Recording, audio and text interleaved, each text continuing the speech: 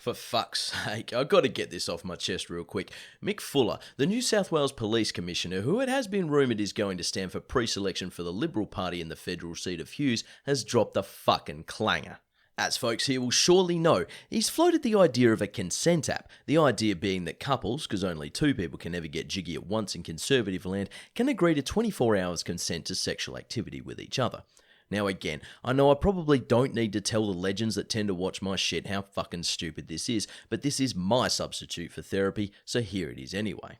It seems that the fucking police commissioner of New South Wales doesn't understand that consent can be withdrawn at any moment during sexual contact, and that the concept of 24 hours of consent, well, ignores that.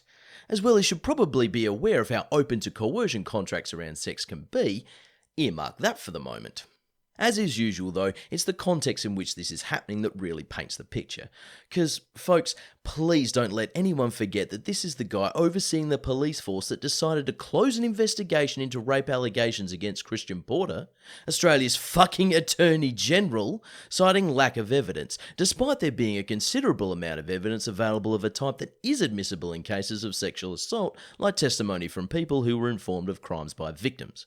And don't let them forget that despite there being years of documentation online of and complaints regarding the behaviour of James Davis, a grub who co-opts the BDSM community in the language of consent as a vehicle to enslave and abuse women and children, that New South Wales Police did not investigate him, and it took a Four Corners episode to stir police action, which still didn't come from New South Wales Police, but from the fucking AFP. Also, remember when I told you to earmark that bit about coercive contracts? Well, here's James Davis having one of his many victims sign a contract. And I don't know, I feel like maybe that's relevant to this fuckwits app. Mick Fuller is ignorant. But he's ignorant because he doesn't fucking care. As with most, if not all conservatives, these alleged humans don't see the assault of women as a problem outside of the fact that it's an annoyance and it might affect their careers.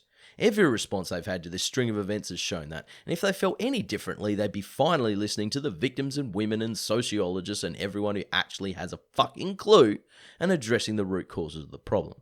Trouble is though, addressing the root causes means examining the contributions that have resulted from their own politics.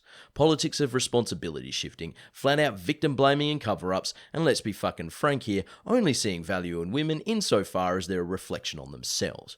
Not something they'll ever be inclined to do now, is it? So yeah, keep this shit in mind, don't let others forget, and look out for each other, because those in charge do not give a shit. Laters.